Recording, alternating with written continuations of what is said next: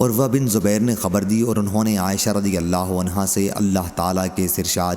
وَإِنْ خِفْتُمْ أَنْ لَا تَقْسَطُوا فِي الْيَتَامَىٰ فَانكِحُوا مَا طَابَ لَكُم مِّنَ النِّسَاءِ کے متعلق پوچھا، اور اگر تمہیں اندیشہ ہو کہ تم یتیموں سے انصاف نہ کر سکو گے تو جو عورتیں تمہیں پسند ہوں ان سے نکاح کر لو، دو دو سے، خواہ تین تین سے، خواہ چار چار سے،